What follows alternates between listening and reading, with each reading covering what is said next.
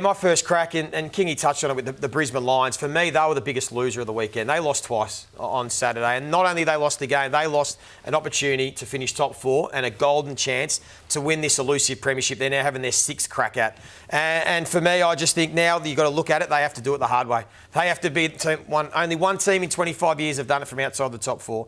No one in over 25 years, going back to Adelaide in 97, have been able to win 3 away games in a row to win a premiership. They're going to have to travel after the first week, interstate, then grand final day. It's almost set themselves an impossible task. Considering 2 weeks ago, they were the favourites. I had them as the favourites. They were in the box seat. It was all opening up for them. And for me, the biggest concern I have is Chris Fagan, one of his common sayings is, you don't lose, you learn. But my big thing, have they learned enough? Because for me, from the game, I saw the same mistakes that I've been talking about for years and I thought was the only thing that was going to hold them back this year. Now, this is just their record at the MCG, and I'm not talking about the ground. They haven't lost because of the ground. But here are 5 of their last 6 losses at the MCG, and it's all a too familiar tale. They're in front, and they haven't been able to handle the moment. They haven't been able to handle the situations, the pressure, whether it's conversion, whether it's on-field leadership, whether it's composure, or whether it's strategic and some game plan, some management stuff that we will look at a bit later. They've let these opportunities slip, and they've let a golden opportunity slip now. For me, I find it really difficult for them to win the premiership. They're going to have to defy history, and I think they've only got themselves to blame, and we'll have a look at that later, but they should be really disappointed. They got the best list, and I think their on-field talent is better than a 5th position on the AFL table after 23 rounds. The question marks are in the coach's box. It's as simple as that. And we'll show the specifics of what that looks like later. But the challenge right now is that when these moments come, the other team gets their way. And they're able to force situations that put Brisbane into a flat spin. It happens too regularly. I've touched on that multiple times, so have you, Joey, through the course of the year. This is their lot. So we'll get to what that actually looks like, the specifics of that later.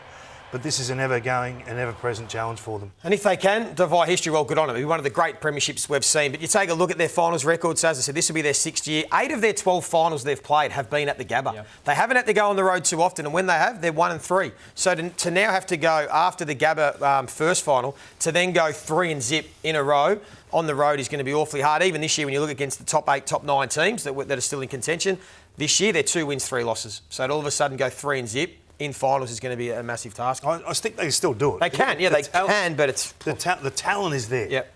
It's getting all those little things right that don't cost you goals or momentum at the wrong or the right times. And straight kicking. I mean, but it's a part of it. They're 15th this year. It's too simplistic to say just straight kicking. No, I think that's... It isn't, isn't it? No, I think it's too simplistic to say it because we're talking 24 rounds deep, 23 rounds deep. It may cost you 1 or 2 games throughout the course of the year, but they're 5th. They're 5th. Yeah. Geelong have got half the talent that Brisbane have got, and they're in the 4. So I think it's an excuse for a given game here or there, but across the course of the year, I don't think that washes. Camera into space. Here comes McCreary. Bo McCreary with a check shot. What are we seeing at the MCG? The Pies go bang, bang, bang, and they lead Brisbane by a point. Collingwood Knights, even by their standards, this was quite miraculous and spectacular. And so it was, and the forlorn figure there, Chris Fagan, just felt for him trying to take all that in. 2nd week in a row, they've been overrun at the end, the Pies, with the last 3 goals of that game. Where do you want to start, Joey? Well, I just want to show, when I mentioned before why I was so critical of Brisbane and why I'm frustrated. We've all seen that McCreary goal, but I just want to take a look at the setup. So there's 2 minutes 50 on the clock and Brisbane lead by 5 points. It's a stoppage in their defensive 50. They still have 6 forwards ahead of the ball. And look at them right out the back. Like, they've got a forward that's about 90 metres up ahead of the footy. A long way up. That, for me, doesn't cut it in modern footy anymore. So then all of a sudden, they've got open space and they kick it. Now, this was straight after the goal. So 12 seconds later, have a look what Collingwood do, who are the best team in the competition at being able to close out games.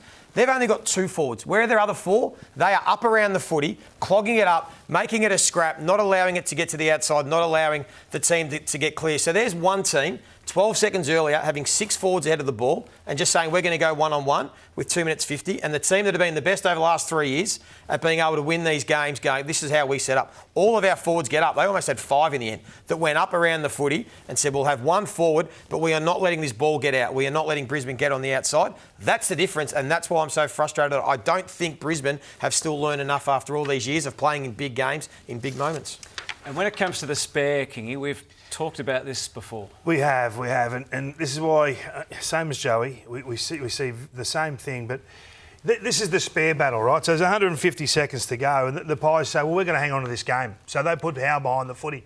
Andrews, it takes too long, in my opinion, to get this sorted. This is like 35 seconds. Doesn't sound like a lot. So he's there for 35 seconds, Howe. Got to get back and round him up. You've got to be even numbers forward of the ball. And then they hold Durra Joyce in behind. I'm thinking, well, why is that Durra Joyce?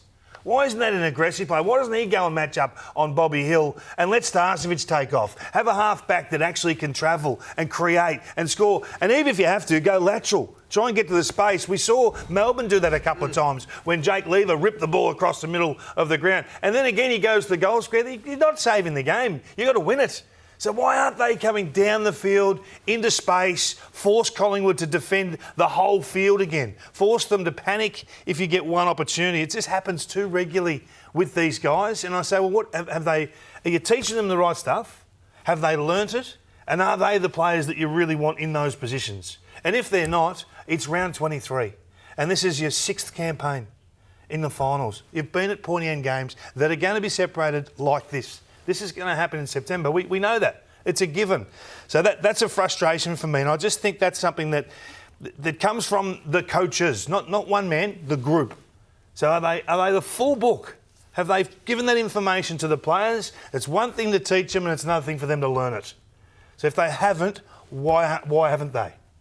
So their save the game method, I didn't see a good enough save the game method. And then when they had to win the game, you've got your one spare player and he's standing on the goal line like he's a goalkeeper when you are losing. You need to win the game. That's exactly, we saw similar things and that's why we're both frustrated.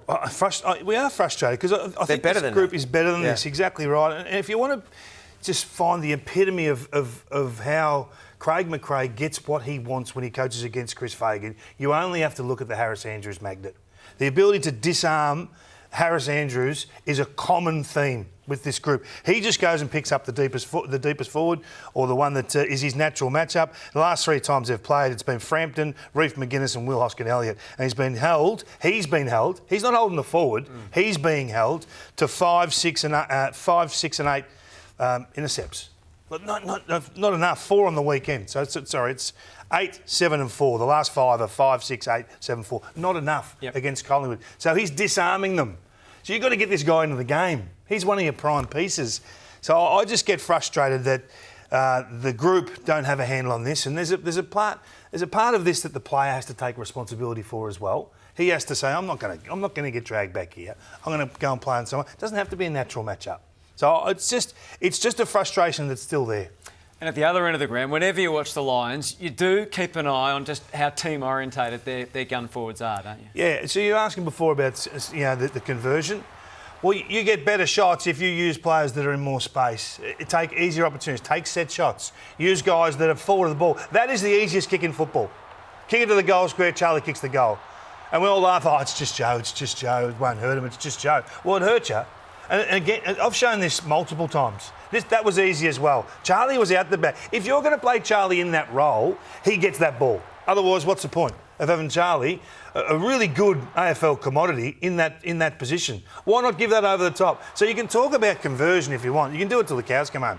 But if you've got players that are not prepared to give the easy one or give it to the higher percentage shot, you'll shoot yourself in the foot all the time. Geelong started this years ago with their unselfish nature, and it's the team goal, and we celebrate the guy that gives the last handball. And the worry is the kids then, it looks like the kids have learned it from the older players, doesn't it? Learned behaviour, that's right. And then they all get frustrated with one another when they don't receive the ball that they should.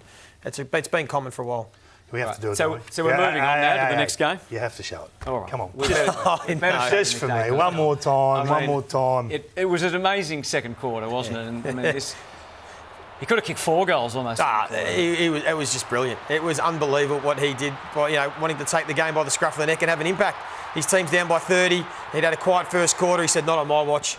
And this is what, we know what he's going to be. But to be able to kick at full speed like this, arch the back, burn off a couple, and then have the composure to finish, we can't talk about him much more. It's a campaign, really, on the back of one man just saying, hey, come on, we've still got some fight in us.